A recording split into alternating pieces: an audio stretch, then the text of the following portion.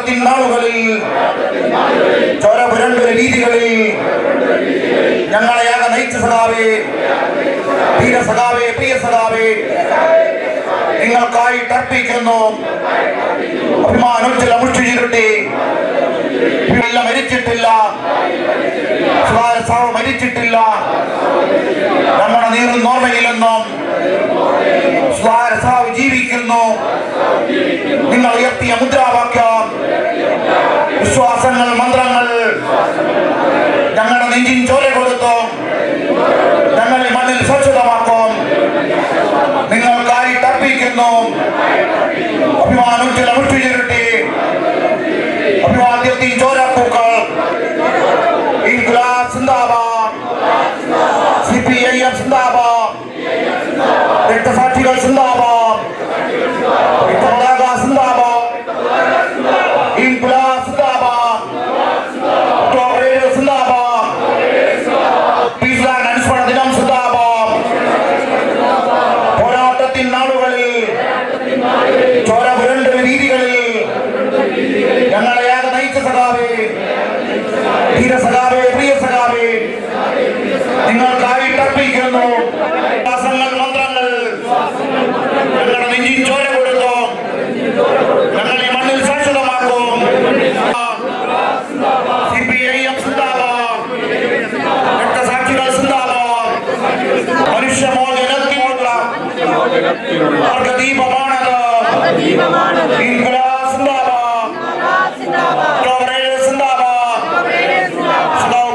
അനുസ്മരണ ദിനം സിന്ദാബാദ്.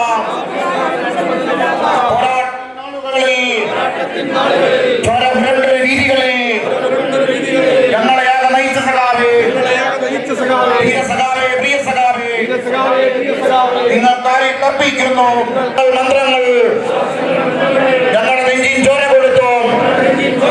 ഞങ്ങളെ മണ്ണിൽ ശാശ്വതമാക്കും. ഇൻക്ലാബ് സിന്ദാബാദ്, CPIM സിന്ദാബാദ്. പിന്നപ്പറയിൽ വയലാറിൽ, കയ്യൂരിൽ, കരിവള്ളൂരിൽ, വങ്കനാട്ടിൽ, മലനാട്ടിൽ ജീവൻ നൽകിയ, രക്തം നൽകിയ ധീരന്മാരുടെ പ്രസ്ഥാനം, അജയ്യമായ ഒരു പ്രസ്ഥാനം. ഇൻക്ലാബ് സിന്ദാബാദ്, സിന്ദാബാദ്, പീസ് ലാൻഡ് അനുസ്മരണ ദിനം സിന്ദാബാദ്. പോരാട്ടത്തിൻ നാടുകളിൽ ചോര പുരണ്ട രീതികളിൽ ഞങ്ങളെയാകെ നയിച്ച സഖാവേ, ധീര സഖാവേ, പ്രിയ സഖാവേ, നിങ്ങൾക്കായി തർപ്പിക്കുന്നു. CPIM സിന്ദാബാദ്, രക്തസാക്ഷികൾ സിന്ദാബാദ്, രക്തപതാക സിന്ദാബാദ്. പോരാട്ടത്തിൻ നാളുകളിൽ ചോര പുരണ്ട രീതികളിൽ ഞങ്ങളെയാകെ നയിച്ച സഖാവേ, ധീര സഖാവേ, പ്രിയ സഖാവേ, ഇല്ല ഇല്ല മരിച്ചിട്ടില്ല, സഖാ മരിച്ചിട്ടില്ല, ഇരിക്കുന്നു ഹൃദയത്തിൽ. നിങ്ങൾ ഉയർത്തിയ മുദ്രാവാക്യം ഞങ്ങളെ മണ്ണിൽ ശാശ്വതമാക്കും. ഇൻക്ലാബ് സിന്ദാബാദ്, ഒക്ടോബർ 7 സിന്ദാബാദ്, സഖാവ് പീസ് ലാൻഡ് അനുസ്മരണ ദിനം സിന്ദാബാദ്. ഇല്ല മരിച്ചിട്ടില്ല, സഖാവ് മരിച്ചിട്ടില്ല. ഞങ്ങളുടെ നീറും ഓർമ്മയിലെന്നും സഖാവ് ജീവിക്കുന്നു. നിങ്ങൾ ഉയർത്തിയ മുദ്രാവാക്യം ഞങ്ങളുടെ നെഞ്ചിൻ ചോര കൊടുത്തു. ഞങ്ങളെ മണ്ണിൽ ശാശ്വതമാക്കും. അഭിവാദ്യങ്ങൾ, അഭിവാദ്യങ്ങൾ, സഖാവ് ബാരളിക്ക് അഭിവാദ്യങ്ങൾ, നൂറ് ചുവപ്പിന്റെ അഭിവാദ്യങ്ങൾ. ഇൻക്ലാബ് സിന്ദാബാദ്, സഖാവ് പീസ് ലാൻഡ് അനുസ്മരണ ദിനം സിന്ദാബാദ്. ലാൽ സലാം, സഖാവ് പീസ് ലാൻഡ് ലാൽ സലാം. ഇൻക്ലാബ്, ഇൻക്ലാബ്, ഇൻക്ലാബ് സിന്ദാബാദ്.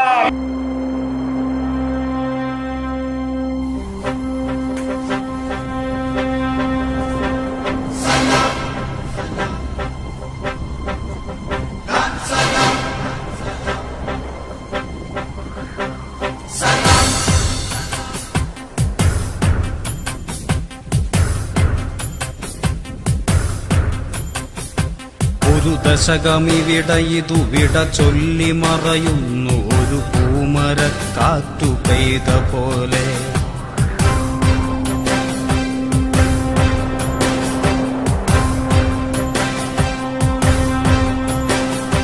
ഒരു ദശകമിവിടെ ഇതു വിട ചൊല്ലി മറയുന്നു ഒരു പൂമരക്കാറ്റു പെയ്ത പോലെ നിറയെ ചുവന്ന പൂക്കൾ പാതയിൽ സമരങ്ങൾ തൻ മുദ്രകൾ നിറയെ ചുവന്ന പൂക്കൾ പാതയിൽ സമരങ്ങൾ തൻ മുദ്രകൾ. ട്രസ്റ്റായിട്ട് ഈ അനുസ്മരണ ദിവസം രാവിലെ ഇതുപോലുള്ള ഒരു ആദരവ് നടത്തിക്കൊണ്ടിരിക്കുകയാണ്.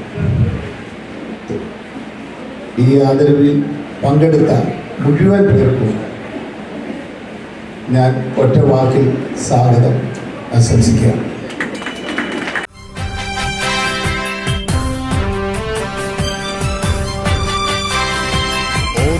സഖാവേ സഹോദരാ നാം കേട്ട ദീർഘമുദ്രാവാക്യം തോൽക്കയില്ല തോൽക്കുവാനോ മനസ്സില്ല തോറ്റുവെങ്കിൽ തോറ്റുകാലം കേൾക്കൂ സഖാവേ ചരിത്രമേൽപ്പിക്കുന്ന വാക്കുകൾ പാടി നാമെന്നും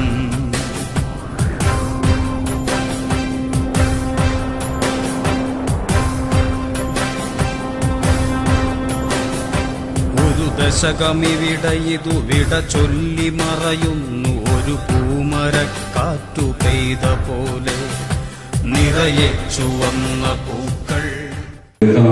ഒരു 6-7 ദശാബ്ദക്കാലം നമ്മുടെ പഠിക്കാവുന്ന മാവേലിക്കയിലും നമ്മുടെ ജില്ലയിലും കമ്മ്യൂണിസ്റ്റ് പ്രസ്ഥാനത്തെയും ഇടതുപക്ഷ പ്രസ്ഥാനത്തെയും ശക്തിപ്പെടുത്തുന്ന പ്രവർത്തനങ്ങളിൽ ധീരമായി നേതൃത്വം കൊടുത്ത സഖാവ് ട്രേഡ് യൂണിയൻ രംഗത്ത് ചെത്തുതൊഴിലാളികളെ സംഘടിപ്പിച്ചുകൊണ്ട് ചെത്തുതൊഴിലാളി യൂണിയൻ്റെ നേതാവായി കർഷകരെ സംഘടിപ്പിക്കേണ്ട കർഷക തൊഴിലാളി യൂണിയൻ്റെ നേതാവായി അങ്ങനെ സഹകരണ മേഖലയിൽ സജീവമായി ജില്ലാ ബാങ്കിൻ്റെ പ്രസിഡന്റായി പള്ളിക്കാവിലെ പഞ്ചായത്തിലെ നമ്പർ വൈസ് പ്രസിഡന്റായി ഇങ്ങനെയുള്ള വിവിധ തുറകളിൽ അദ്ദേഹം നിറഞ്ഞു പ്രവർത്തിക്കുകയുണ്ടായി. സാധാരണക്കാരൻ്റെയും പാവപ്പെട്ടവരുടെയും കൃഷിക്കാരൻ്റെയും എല്ലാ താല്പര്യവും സംരക്ഷിക്കാനുള്ള പ്രവർത്തനങ്ങൾക്ക് നേതൃത്വം കൊടുത്താണ് അദ്ദേഹം. സഖാവിൻ്റെ ഓർമ്മ നിലനിർത്താൻ വേണ്ടിയിട്ട് എല്ലാ വർഷവും നമ്മൾ ഈ പരിപാടി സംഘടിപ്പിക്കുന്നു. ഇവിടെ സഖാവിൻ്റെ കുടുംബ ട്രസ്റ്റും നമ്മുടെ പാർട്ടിയും നിർമ്മാണമാണ്. പ്രധാനപ്പെട്ട വ്യക്തികളെ ആദരിക്കപ്പെടുന്നു. അത് കുട്ടികൾക്ക് അവാർഡ് കുട്ടികളുടെ ചടങ്ങ് സംഘടിപ്പിക്കുന്നു. ഇന്നത്തെ ചടങ്ങ് എന്തുകൊണ്ടും വളരെയധികം മഹനീയമായൊരു ചടങ്ങ് തന്നെയാണ്. കാരണം സഖാവ് പി സുധാകരനോടൊപ്പവും കർഷക പ്രസ്ഥാനങ്ങളിലും എല്ലാം സജീവമായി പ്രവർത്തിച്ച നമ്മുടെ കേരളത്തിലെ കമ്മ്യൂണിസ്റ്റ് പാർട്ടി ഓഫ് ഇന്ത്യ മാർക്സിൻ്റെ കേന്ദ്ര കമ്മിറ്റി അംഗം, മന്ത്രി, തദ്ദേശ സ്വയംഭരണ വകുപ്പ് മന്ത്രി എന്നീ നിലകളിലെല്ലാം ഈ കേരളത്തിൽ നിറഞ്ഞു പ്രവർത്തിച്ച തൊഴിലാളി വർഗ പ്രസ്ഥാനമായിട്ടുള്ള കമ്മ്യൂണിസ്റ്റ് പ്രസ്ഥാനമായിട്ടുള്ള കമ്മ്യൂണിസ്റ്റ് പാർട്ടിയുടെ ഇന്ത്യ മാർക്സിനെ ഈ രൂപത്തിൽ വളർത്തിയെടുക്കുന്നതിൽ പ്രധാനപ്പെട്ട പങ്ക് വഹിച്ച ഒരു കമ്മ്യൂണിസ്റ്റുകാരൻ എങ്ങനെയാണോ മാതൃകയായി സമൂഹത്തിൽ പ്രവർത്തിക്കേണ്ടത് ആ രൂപത്തിൽ പ്രവർത്തിച്ച് നമ്മളെല്ലാം പറയുന്ന പോലെ ഒരു ജൈവ കമ്മ്യൂണിസ്റ്റ് എല്ലാവരും മാതൃകയായിരുന്നു. എല്ലാ രൂപത്തിലും മാതൃകയായിരുന്നു. സ്വന്തം ജീവിതത്തിലും പ്രവൃത്തിയിലും എല്ലാം മാതൃകയായിക്കൊണ്ട് പ്രവർത്തിച്ച സഖാവാണ് സഖാവ് പാർവതി. അദ്ദേഹം ഈ ചടങ്ങിൽ എത്തിച്ചേരുന്നു എന്നുള്ളത് തന്നെ ഈ ചടങ്ങിൻ്റെ വലിയ പ്രാധാന്യമാണ്. സഖാവ് പി സുധാകരനെ സ്മരിച്ചുകൊണ്ടുള്ള അവാർഡ് അദ്ദേഹത്തിന് നമ്മൾ കൊടുക്കുമ്പോൾ കൊടുക്കാൻ തീരുമാനിക്കുമ്പോൾ അദ്ദേഹം ഇവിടെ വരുമോ ഏറ്റുവാങ്ങുമോ എന്നുള്ള വലിയ ആശങ്കയുണ്ടായിരുന്നു. എന്നാൽ അദ്ദേഹം നമ്മുടെ ക്ഷണം സ്വീകരിക്കുകയും കൃത്യമായി അത് ഏറ്റുവാങ്ങാൻ ഇവിടെ എത്തിയിട്ടുണ്ട്. അതുകൊണ്ടാണ് ഈ ചടങ്ങ് എന്തുകൊണ്ടും ധന്യമെന്ന് ഞാൻ പറഞ്ഞു. സുധാകരൻ സാറിനെ പോലെയുള്ള ഒരു കമ്മ്യൂണിസ്റ്റ് നേതാവ്, ആ നേതാവിൻ്റെ ധീരസ്മരണ നിലനിർത്തുന്ന ഈ ദിനത്തിൽ അദ്ദേഹത്തിനോടൊപ്പം തന്നെ പ്രവർത്തിച്ച വന്ന സഖാവാണ് സഖാവ് പാലൊഴി. കർഷക പ്രസ്ഥാനത്തിലെല്ലാം ഒരുമിച്ച് പ്രവർത്തിച്ചിട്ടുള്ളതാണ്. ആ പാലൊഴിക്കാണ് നമ്മൾ ഇവിടെ അവാർഡ് കൊടുക്കാൻ പ്രവർത്തിച്ചത്. അദ്ദേഹം ഇവിടെ എത്തിച്ചേർന്നിട്ടുണ്ട്. അതുകൊണ്ട് അദ്ദേഹം നമ്മൾ സംസാരിക്കും. എന്തായാലും ഈ ചടങ്ങ് അതുകൊണ്ട് തന്നെ വളരെ ധന്യമായൊരു ചടങ്ങായിരുന്നു. ഇവിടെ മറ്റ് രണ്ടുപേർക്കും അവാർഡ് കൊടുക്കുന്നുണ്ട്. ശ്രീ ഗോകുലൻ അവാർഡ്, അതുപോലെ നമ്മുടെ ദീപക് മൂന്ന് പേർക്കും കൂടെ അവാർഡ് കൊടുക്കുന്നത് ഇവിടെ എത്തിച്ചേരും എന്ന് പ്രതീക്ഷിക്കുകയാണ്. അവാർഡ് കൊടുക്കാൻ വേണ്ടി എത്തിച്ചേരുന്ന സാനുമാഷാണ്. സാനുമാഷ് വളരെ ജയരാശിയുണ്ടാകുന്നതാണ്. ഇന്ന് നമ്മുടെ സാംസ്കാരിക രംഗത്ത് നിറഞ്ഞു നിന്ന് പ്രവർത്തിക്കുന്ന ജീവിച്ചിരിക്കുന്ന അപൂർവ ജല സാഹിത്യ ഒരാളാണ് സാനുമാഷ്. എല്ലാവരും പ്രത്യേകിച്ചും പിന്നോക്ക വിഭാഗങ്ങളുടെ ഉന്നമനത്തിന് വേണ്ടിയുള്ള പോരാട്ടത്തിൽ നവോത്ഥാന പ്രസ്ഥാനങ്ങളുടെ തുടർച്ചയായ ശ്രീനാരായണ പ്രസ്ഥാനത്തെ എല്ലാം ശരിയായ രൂപത്തിൽ ആ ദർശനങ്ങളെ മനസ്സിലാക്കുകയും കുമാരനാശാനെയും മറ്റ് സാമൂഹിക കുറിച്ച കവികളെയെല്ലാം ശരിയായ രൂപത്തിൽ വിലയിരുത്താനും അവരെയെല്ലാം ജനങ്ങൾ പഠിപ്പിക്കാനൊക്കെ വലിയ ശ്രമം നടത്തിയിട്ടുള്ള പ്രൊഫസറായിരുന്ന സാനുമാഷാണ് ഇവിടെ എത്തിച്ചത്. സാനുമാഷ എല്ലാം മനുഷ്യർക്ക് എത്തിച്ചേർന്ന ഈ അവാർഡ് വളരെ പ്രധാനപ്പെട്ട ഒരു സന്ദർഭത്തിലാണ് നമ്മുടെ ഈ പരിപാടി. ഇതിൻ്റെ തുടർച്ചയിൽ നമ്മൾ വൈകുന്നേരം ഡോക്ടർ തോമസ് ഐസക് പറഞ്ഞതുകൊണ്ട് പൊതുസമ്മേളനം സ്വീകരിക്കും. CPIM എതിരായിട്ടുള്ള വലിയ കർമാക്രമമാണ് എല്ലാ തലത്തിലും നടന്നുകൊണ്ടിരിക്കുന്ന ഒരു സന്ദർഭം കൂടിയാണ്. കേരളത്തിൽ ഇടതുപക്ഷ ജനാധിപത്യത്തിന് വേണ്ടി നേരത്തുള്ള ഗവൺമെൻറ് രണ്ടാം വിടവും ഇവിടെ വരികയാണ്. സാധാരണ മാറിയാണ് കേരളത്തിൽ ഗവൺമെൻറ് വന്നുകൊണ്ടിരിക്കുന്നത്. എന്നാൽ കഴിഞ്ഞ നിയമസഭാ തെരഞ്ഞെടുപ്പിൽ ഇടതുപക്ഷ ജനാധിപത്യത്തിന് വേണ്ടി ഗവൺമെൻറ് ഭരണ തുടർച്ചയുണ്ടായി. ആ ഭരണ തുടർച്ചയുണ്ടായ ഗവൺമെൻറ് ഭരണത്തിൽ വന്ന സന്ദർഭം മുതൽ തന്നെ ആ ഗവൺമെൻറ്റിനെതിരായിട്ടുള്ള വലിയ രൂപത്തിലുള്ള പ്രചാരവേല ഇന്ന് നടന്നുകൊണ്ടിരിക്കുകയാണ്. മൂന്നാമതും ഒരു ഇടതുപക്ഷ ജനാധിപത്യത്തിൻ്റെ ഗവൺമെൻറ് കേരളത്തിൽ വരാൻ പാടില്ല. അങ്ങനെ വരാതിരിക്കണമെങ്കിൽ ഒന്നാം പിണറായി ഗവൺമെൻറ് കാലത്ത് ഈ നാട്ടിൽ നടപ്പിലാക്കിയ വികസന പ്രവർത്തനങ്ങൾ പൂക്കളെ നൂറ് നൂറ് പൂക്കളെ ലാൽ സലാം ലാൽ സലാം ലാൽ സലാം സഖാക്കളെ.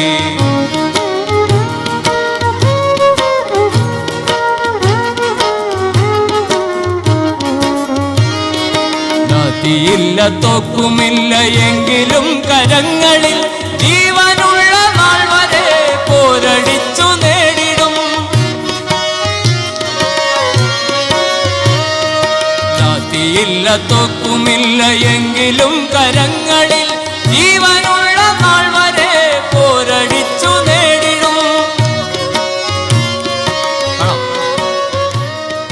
നൂറു പൂക്കൾ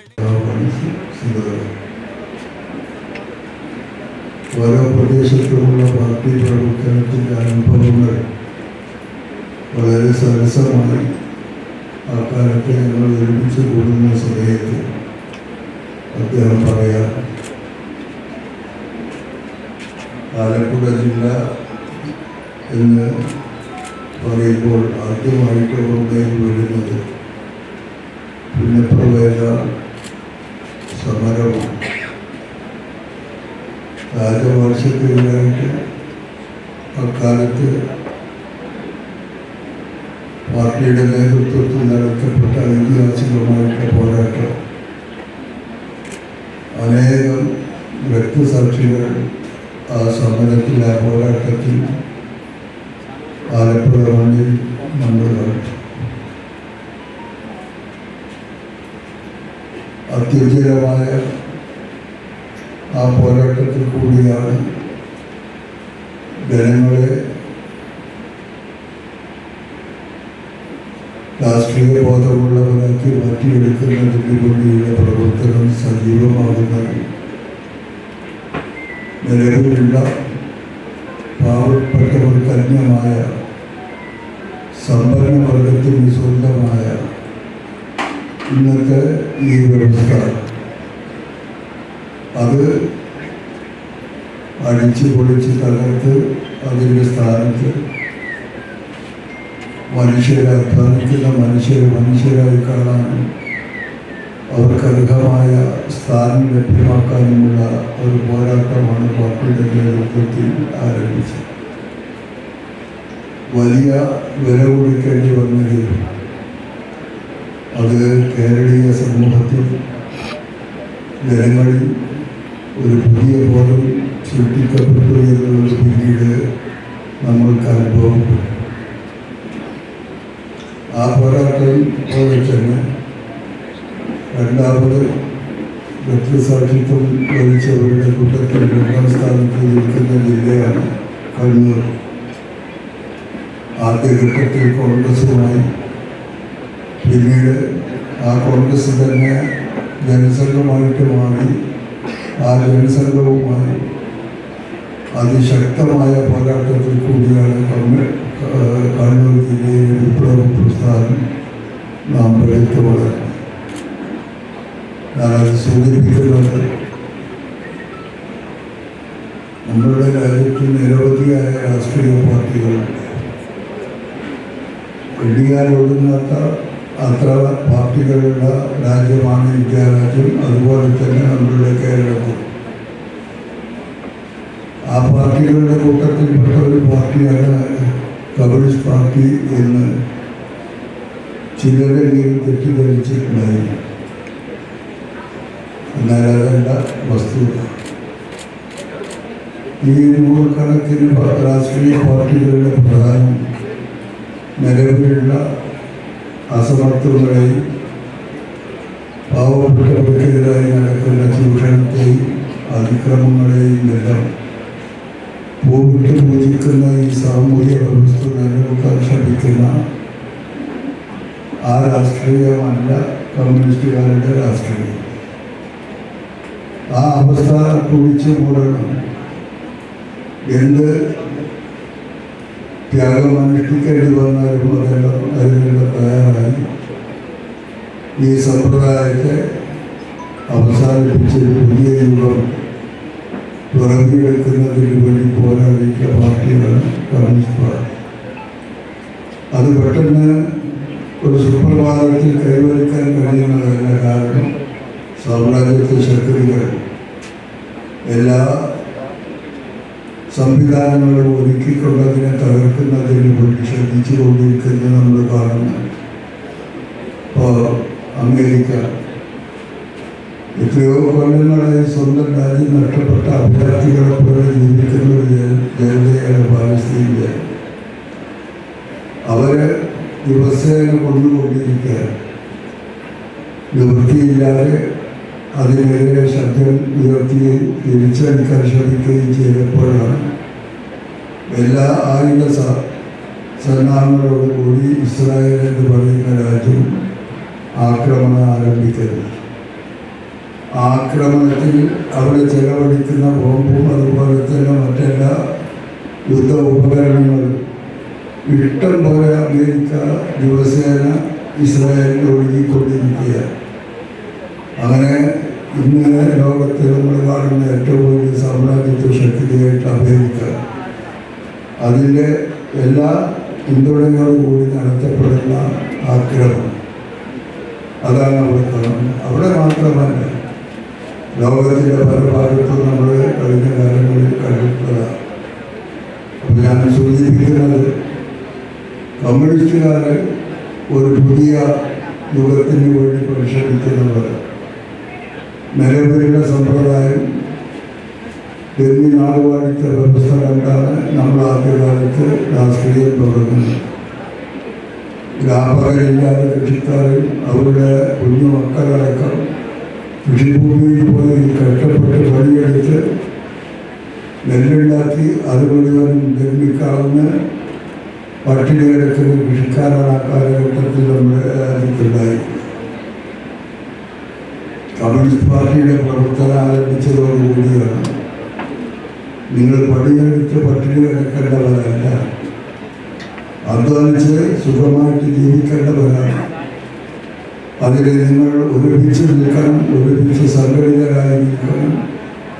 ആ സംഘടിതരായി നിൽക്കുന്ന നിങ്ങളുടെ പോരാട്ടത്തിൽ കൂടിയേ നിങ്ങളെ കടുത്ത ചൂഷണം നടത്തുന്ന ഈ സമ്പ്രദായം അവസാനിപ്പിക്കാനാവൂ എന്ന് കമ്മ്യൂണിസ്റ്റ് പാർട്ടി ആദ്യം പറഞ്ഞപ്പോൾ അത് വിശ്വസിക്കാൻ ആ ചൂഷണത്തിന് വിധേയമായി കഷ്ടപ്പെടുന്ന കൃഷിക്കാരടക്കം തയ്യാറായില്ല. കാരണം അത് സാധിക്കില്ല. ഇത് ദൈവം കൽപ്പിച്ചതാണെങ്കിൽ ഞങ്ങളുടെ അധ്വാനിച്ച് പട്ടിണി കിടക്കാൻ ഞങ്ങളുടെ അധ്വാനഫലം വെല്ലുവിളിക്കാൻ ലഭ്യമാകും. അത് ദൈവത്തിൻ്റെ കൽപ്പനയാണ് എന്ന് വിശ്വസിച്ചിരുന്ന ഒരു കാലഘട്ടത്തിലാണ് അവരെ അന്ന് ജീവിച്ചത്. അത് മാറ്റിയെടുക്കുന്നതിന് വേണ്ടി ഞാൻ നടത്തിയിട്ടുള്ള വിഷയം ആദ്യഘട്ടത്തിൽ വളരെ പ്രയാസം നേരിട്ടാണ് അത് സംഘടിപ്പിച്ചതെങ്കിൽ പിന്നീട് വളരെ ആവേശത്തോടുകൂടി ജനങ്ങൾ ആ പോരാട്ടത്തിൽ പങ്കാളികളായി. അതിൻ്റെ ഒരു തുടക്കമായിരുന്നു ഇടപെടലുക സമരം. ഇതിനെല്ലാം നേതൃത്വം കൊടുക്കുന്ന രാജവാഴ്ചയും അതുപോലെ തന്നെ സാമ്രാജ്യത്വ ശക്തികളും അവരുടെ തലക്കാണ് ആദ്യം അടി ഏൽക്കേണ്ടത്. എങ്കിൽ മാത്രമേ രാജ്യത്ത് ഈ മാറ്റത്തിന് വേഗത കൂട്ടാനും ആ ലക്ഷ്യം സാധിച്ചെടുക്കാനും കഴിയൂ എന്ന് മനസ്സിലാക്കിയുള്ള പോരാട്ടമാണ്. മലബാർ പ്രദേശത്ത് അന്ന് കൊച്ചി മലബാർ വേറിട്ട് നിൽക്കുന്ന കാലം മലബാറിൽ കൃഷിക്കാരെ സംഘടിപ്പിച്ചുകൊണ്ടാണ് ഈ പ്രസ്ഥാനം വളർന്നത്. അന്ന് എത്ര ആള് ഈ പ്രസ്ഥാനത്തിൽ പ്രവർത്തിച്ചാൽ പഞ്ചായത്ത് മെമ്പറാവോ, പഞ്ചായത്ത് പ്രസിഡന്റാവോ, MLA ആവോ, മന്ത്രിയാവോ എന്ന് ചിന്തയുണ്ടായിരുന്നു. എന്നാണ് പോലീസ് വിളിക്കുക, എന്നാണ് ജയിലിൽ പോകേണ്ടി വരിക, എന്നാണ് അടിച്ചു കൊല്ലുക, അതാണ് അന്നത്തെ കമ്മ്യൂണിസ്റ്റുകാരുടെ മനസ്സിലുണ്ടായിരുന്നത്. എങ്കിൽ അതിനെ നേരിട്ട് മുന്നോട്ട് പോകും. ആ പോരാട്ടത്തിൽ ജീവൻ നഷ്ടപ്പെട്ടാൽ അത് നഷ്ടമാണെന്നുള്ള ബോധ്യം അവർക്കുണ്ടായിരുന്നില്ല. ആ രീതിയിലുള്ള പോരാട്ടത്തിൽ കൂടിയാണ് കേരളം ഈ സ്ഥിതിയിലേക്ക് മാറിയത്. കേരള സംസ്ഥാന രൂപീകരണത്തിന് ശേഷം ആദ്യം വന്നിട്ടുള്ള EMSന്റെ ഗവൺമെൻറ് 57 വലിയ ഭൂരിപക്ഷമില്ല, 4-5 സ്വാതന്ത്ര്യന്മാർ ഉൾപ്പെടെ ചെറിയ ഭൂരിപക്ഷത്തിൽ അധികാരത്തിൽ വന്നിട്ട് ആരോപണത്തില്ല. അധികാരത്തിൽ വന്ന് 5-ാമത്തെ ദിവസം പ്രഖ്യാപിച്ചതല്ല എല്ലാ ഒഴിപ്പിക്കലും അവസാനിപ്പിച്ചിരിക്കും നമ്മൾ കാണുന്നത്. പക്ഷെ കമ്മ്യൂണിസ്റ്റുകാരെ സംബന്ധിച്ച് അവരുടെ ലക്ഷ്യത്തിൽ 1-ാം സ്ഥാനം മന്ത്രിസഭയ്ക്കും സംസ്ഥാന ഭരണത്തിനുമല്ല. ഈ വ്യവസ്ഥ മാറ്റിയെടുക്കുന്നതിന് വേണ്ടി ജനങ്ങളെ സജ്ജമാക്കുക എന്നുള്ളതാണ് ഒന്നാമത്തെ. ആ ജനങ്ങളുടെ സംഘടിതമായ പോരാട്ടത്തിലൂടെ കൂടുതൽ കരുത്ത് നേടി ശത്രുവിനെ ദുർബലപ്പെടുത്തി ആ ശത്രുവിനെ തോൽപ്പിച്ചുകൊണ്ട് ലക്ഷ്യത്തിലേക്ക് പോകുക എന്നുള്ളതാണ് കമ്മ്യൂണിസ്റ്റ് പാർട്ടിയുടെ ഒന്നാമത്തെ ആചരണം. അതിൻ്റെ കൂട്ടത്തിൽ പഞ്ചായത്ത് ഒരു അധികം മത്സരിക്കും, വേദിച്ചിരുന്നതിലെങ്കിൽ ഭരണകക്ഷിയാവും, ചെയ്യാൻ കഴിയുന്ന കാര്യങ്ങൾ പരമാവധി ജനങ്ങൾക്ക് വേണ്ടി ചെയ്യും. ഇപ്പോൾ നിയമസഭയാണെന്നുണ്ടെങ്കിൽ അതും ജനങ്ങൾക്ക് വേണ്ടി ഉപയോഗപ്പെടും. ഞാൻ ചോദിക്കട്ടെ, ഈ രാജ്യത്തുള്ള സാധാരണ മനുഷ്യൻ്റെ പ്രശ്നങ്ങൾ നിയമസഭ കൈകാര്യം ചെയ്യാൻ ആരംഭിക്കുന്നത് എന്നുള്ളത് 1957. അതിനു മുമ്പ് ഭരണാധികാരികളുണ്ടായിട്ടുണ്ട്, മുഖ്യമന്ത്രിമാരുണ്ടായിട്ടുണ്ട്, ഇതുപോലെ ബില്ലുകളും അതുപോലെ നടപടികളൊക്കെ ഉണ്ടായിട്ടുണ്ട്. പക്ഷേ പാവപ്പെട്ട ജനവിഭാഗത്തിൻ്റെ പ്രശ്നങ്ങളിൽ ഊന്നി നിന്നുകൊണ്ട് നിയമനിർമ്മാണം ആരംഭിക്കുകയും അതിനെതിരായിട്ടുള്ള ആക്രോശം മറുഭാഗത്ത് വരുമ്പോൾ അതിനെ നേരിട്ടുകൊണ്ട് ജനങ്ങളെ സംഘടിപ്പിച്ച് മുന്നോട്ട് പോവുകയും ചെയ്യുന്ന സ്ഥിതി ആരംഭിക്കുന്നത് 57 ഭരണകാലം ഇല്ലേ? 5 കൊല്ലം ഭരിക്കാനുള്ള ജനങ്ങൾ വിട്ടുകൊടുത്തത് എന്തേ സംഭവിച്ചത്? 60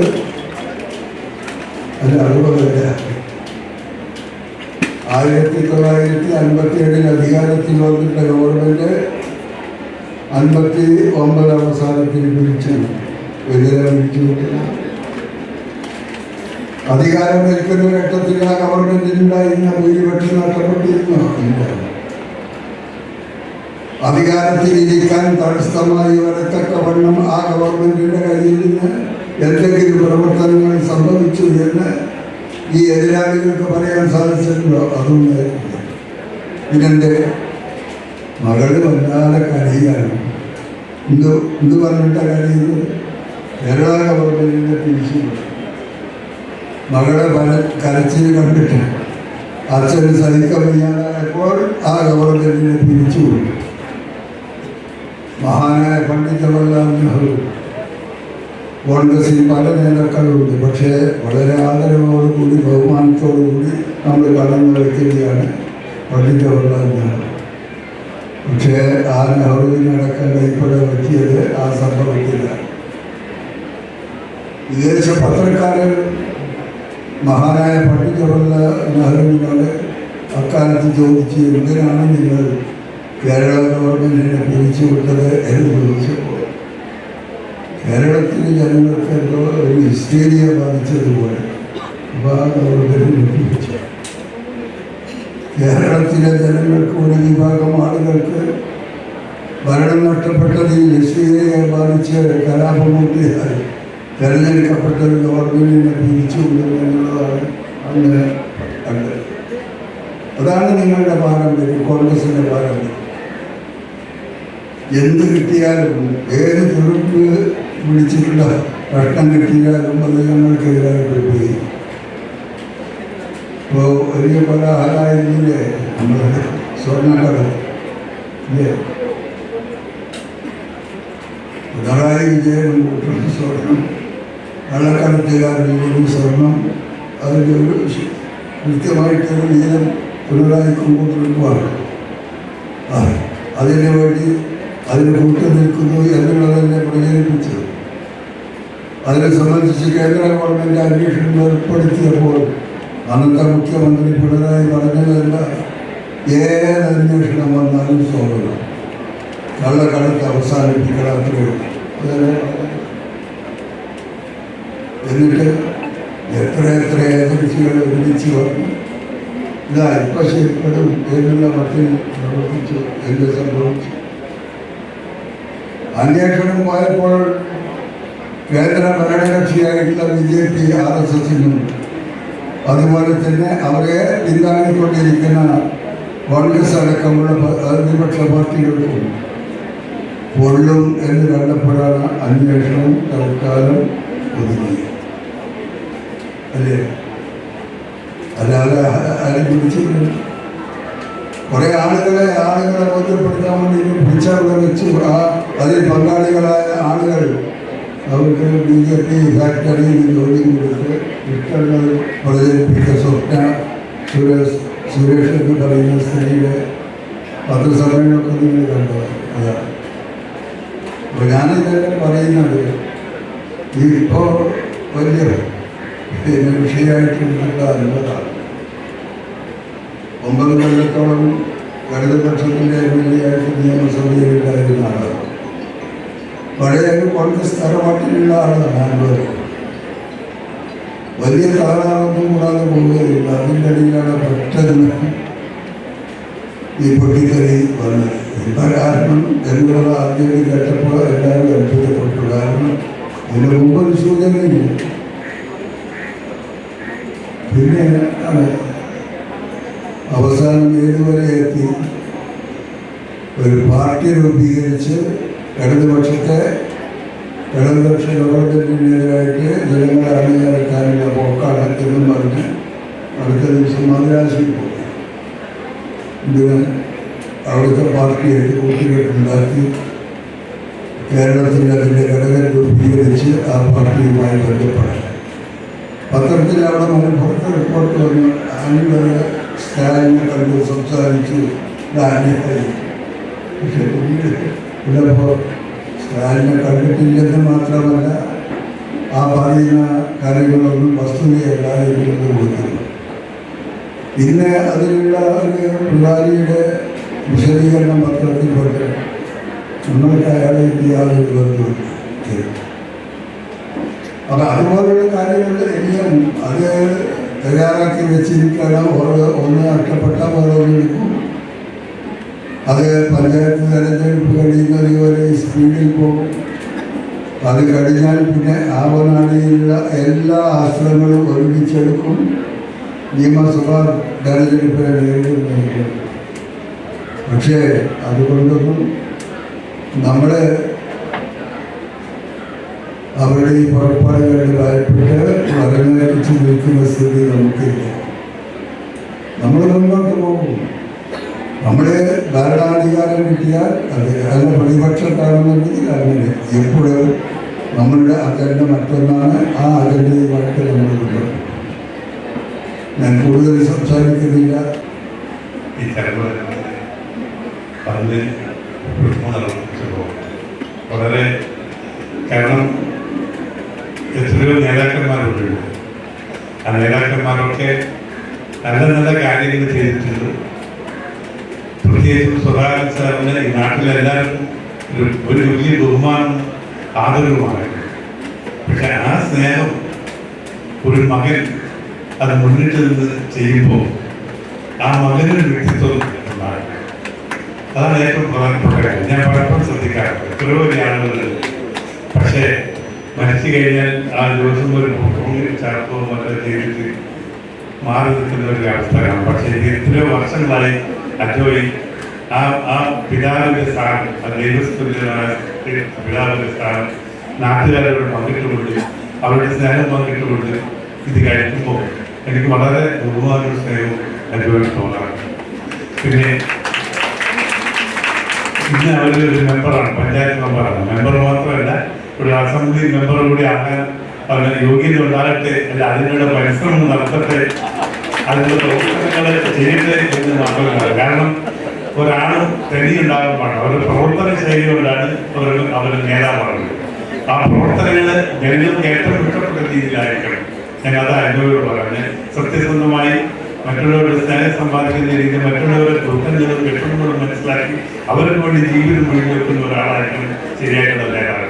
അങ്ങനെ ഒരു നേതാവായി അല്ലെങ്കിൽ മാറട്ടെ എന്ന് ഞാൻ പ്രാർത്ഥിക്കുകയാണ്. പിന്നെ നമ്മളൊക്കെ അങ്ങോട്ടും ഇങ്ങോട്ടും സ്നേഹിക്കുന്ന ആളുകളാണ്. ഒരു മനുഷ്യന് ഇപ്പം ഗുരുദേവൻ പറഞ്ഞു നമ്മൾ ഓരോരുത്തരും ദൈവങ്ങളായി മാറും. നമ്മൾ ദൈവം പ്രപഞ്ചത്തിലെ അവാച്യമായ ശക്തിയാണ് നമ്മൾ നിയന്ത്രിക്കുന്നത്. ആ ശക്തിയാണ് ദൈവം.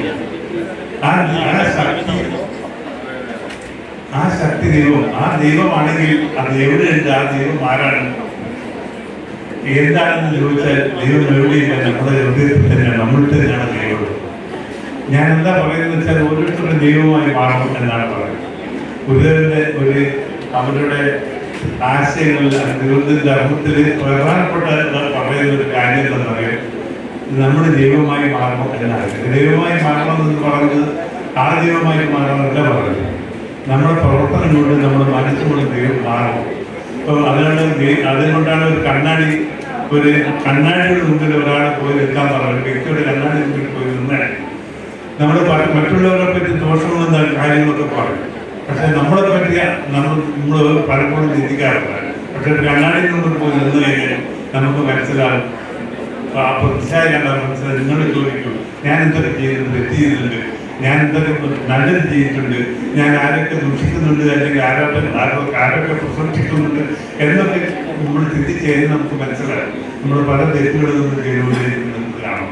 അത് തിരുത്തി ഞാൻ ദൈവമായി മാറണം. എൻ്റെ മനസ്സ് ആ തിരുത്തണമെങ്കിൽ നല്ലൊരു മനസ്സ്, നല്ല പ്രാർത്ഥന ഉണ്ടായിരിക്കണം. നല്ല മനസ്സെന്ന് പറഞ്ഞാൽ മറ്റുള്ളവർ സ്നേഹിക്കാനും ബഹുമാനിക്കാനും.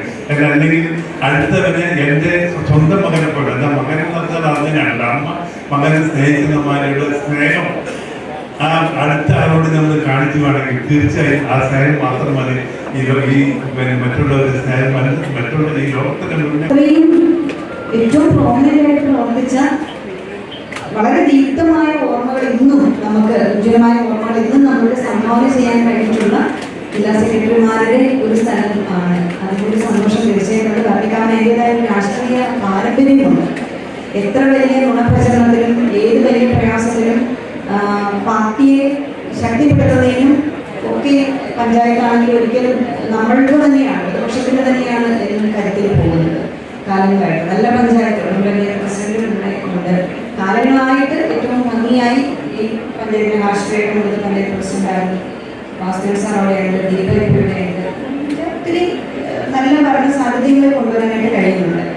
ഒരു കാര്യം മാത്രം പറഞ്ഞ് ഞാൻ എൻ്റെ പ്രസംഗം നിർത്തുകയാണ്. എനിക്ക് ദീർഘമായി പ്രസംഗിക്കാൻ പറ്റുന്ന ഒരു സ്ഥലമല്ല, അത്രയധികം ഗസ്റ്റ് ഉണ്ട്. ഇത് നിയമസഭാ സമ്മേളനമാണ്. കഴിഞ്ഞ സുധാരസ്വാമി അനുസ്മരണത്തിന് ഉഹാസിൽ ഒരു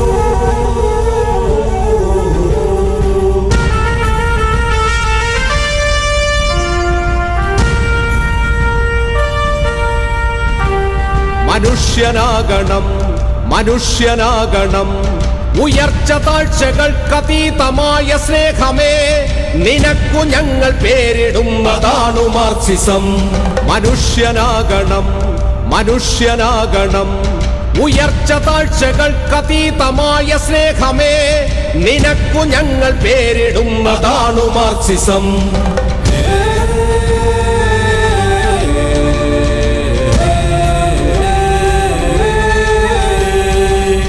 കൊന്നു ഞങ്ങളെ കൊന്നു തള്ളിടാം എങ്കിലെന്തു തോൽക്കുകില്ല താണു മാർക്സിസം തോൽക്കുകില്ല തോറ്റുവെങ്കിലില്ല മാർക്സിസം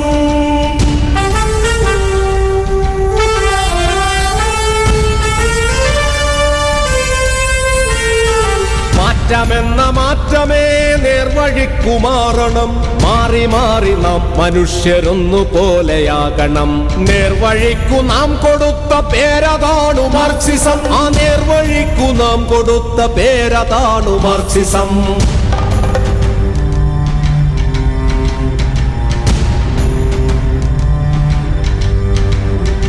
കഴിവിനൊത്തു പണിയണം ചെലവിനൊത്തെടുക്കണം മിച്ചമുള്ളതോ പകുത്തു പങ്കുവയ്ക്കണം ഞാനുമില്ല നീയുമില്ല നമ്മളാകണം നമുക്കു നമ്മളെ പകുത്തു പങ്കുവയ്ക്കണം പ്രണയമേ കലഹമേ പ്രണയമേ കലഹമേ പ്രകൃതി സ്നേഹമേ നിനക്കു ഞങ്ങൾ പേരിടുന്നതാണു മാർക്സിസം തോൽക്കുകില്ല തോൽക്കുകില്ല തോൽക്കുകില്ല തോറ്റുവെങ്കിലില്ല മാർക്സിസം മനുഷ്യനാകണം മനുഷ്യനാകണം പുല്ലിനും പുഴുവിനും ചരാചരങ്ങളൊക്കെയും തുല്യമെന്ന നേരതിന്റെ പേരതാണ് മാർക്സിസം മനുഷ്യനാകണം മനുഷ്യനാകണം പുല്ലിനും പുഴുവിനും ചരാചരങ്ങളൊക്കെയും തുല്യമെന്ന നേരതിന്റെ പേരതാണു മാർക്സിസം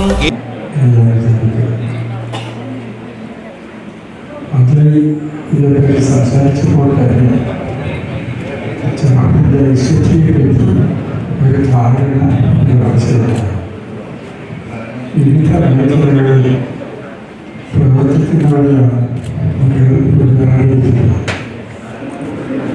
ശരി പലരുടെ മഹാനാഥരുടെ സഹാവുന്ന പറയുന്നില്ല അദ്ദേഹത്തിൻ്റെ ജീവിതം ഒരു മഹർഷിയുടെ പോലെ സംക്ഷിപ്തമാണ് രാഷ്ട്രീയ രംഗത്ത് ഒരു പ്രത്യയശാസ്ത്രത്തിന് വേണ്ടി സ്വയം സമർപ്പിക്കുകയും ആ പ്രത്യയശാസ്ത്രത്തിൻ്റെ പ്രതീകമായ പാർട്ടിയിൽ അച്ചടക്കത്തോടുകൂടി അവസാനങ്ങൾ പ്രവർത്തിക്കുകയും ചെയ്തു ഗന്ധി തന്നെയുള്ള ഒരു വ്യക്തിയാണ് അറിയാം ശ്രീ ഗോപിക ഗോപാലൻ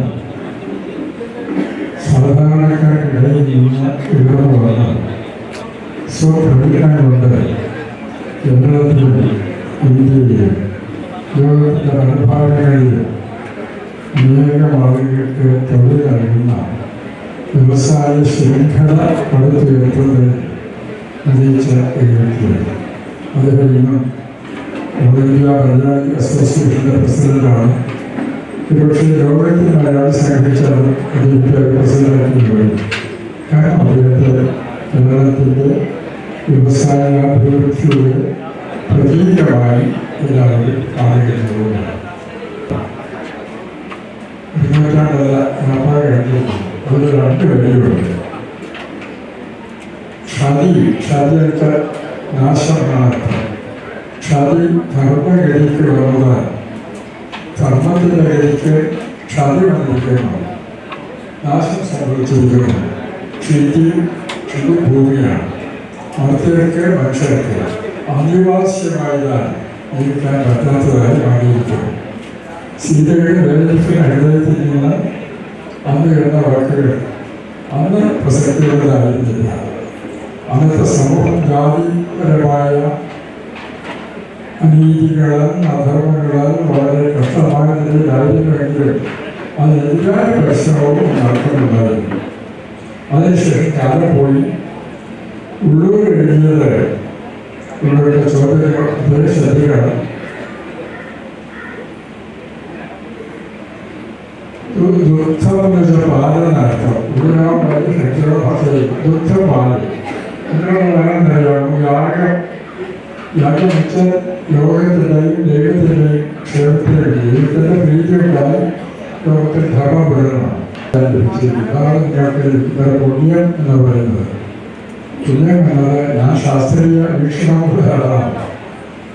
പുണ്യം എന്നത് അയുക്തികമായ ശാസ്ത്രീയമായ ഒരു പദമാണ്. പക്ഷേ യുക്തിക്കും ശാസ്ത്രത്തിന് അതീതമായി അതിന് അർത്ഥമുണ്ട്. അതിനർത്ഥമില്ലാതെ ജീവിക്കാൻ പറ്റിയില്ല. കാരണം മനുഷ്യ ജീവിതത്തിൽ നമ്മുടെ ഏറ്റവും വലിയ പ്രശ്നം നിങ്ങൾ ആലോചിച്ചിട്ടില്ലാത്തതുകൊണ്ട് തോന്നാത്തതാണ് എൻ്റെ ജീവിതത്തിന് എന്താണ് അർത്ഥം എന്നുള്ളത്. ചോദിക്കാറുണ്ടോ? ഞാൻ എന്തിനാണ് ഭൂമി ജനിച്ചത്? ഞാൻ എന്തിനാണ് ജീവിക്കുന്നത് എന്ന ചോദ്യം വലിയ മനസ്സിലെല്ലാം ഉണ്ടായിട്ടുണ്ട്. വലിയ മനസ്സുകളിൽ നിന്ന് ആ ചോദ്യത്തിന് ഉത്തരം കിടാതെ ജീവിക്കാൻ സാധ്യമല്ല. ജനിച്ച് റഷ്യയിൽ 1910 മരിച്ചുപോയി. മഹാത്മാഗാന്ധിക്ക് അദ്ദേഹം പ്രചോദനം നൽകിയ വ്യക്തിയാണ്. അവരുടെ അനേകം ലോകത്ത് ഒരു പ്രവാചക സദൃശമായ വ്യക്തിത്വത്തിൻ്റെ ഉടമയാണ്. അദ്ദേഹം 32 വയസ്സായപ്പോൾ ഈ ചോദ്യം ചോദിച്ചു, ഞാൻ എന്തിനാണ് ജനിച്ചത്? എൻ്റെ ജീവിതത്തിൻ്റെ അർത്ഥം എന്താണ്? അദ്ദേഹത്തിൻ്റെ യുവാവാണ്. ചോദ്യത്തോടുള്ള കാലം പ്രശസ്തിയുടെ ഒന്നാളും നോവൽ നേരത്തെ എഴുതി കഴിഞ്ഞു. വലിയ പ്രഭുകുടുംബത്തിൽ വ്യാസനായ പൊഴിയാന വലിയ പ്രഭുകുടുംബമാണ്. അതിൻ്റെ അംഗമാണ്. കിഴക്കു നിന്നുമല്ല സൂര്യൻ, തെക്കു നിന്നുമല്ല സൂര്യൻ, ഉള്ളിൽ നിന്നുയർന്നു പൊന്തി വന്നുദിക്കണം. വെളിച്ചമേ വെളിച്ചമേ നിനക്കു ഞങ്ങൾ പേരിടുന്നതാണു മാർക്സിസം. മാർക്സിസം മാർക്സിസം ചോപ്പുരാശിയിൽ പിറന്ന സൂര്യ തേജസ്സേ, അസ്തമിക്കയില്ല എന്നും നിത്യതാരകേ. മനുഷ്യ സ്നേഹമേ മനുഷ്യ സ്നേഹമേ നിനക്കു ഞങ്ങൾ പേരിടുന്നതാണു മാർക്സിസം.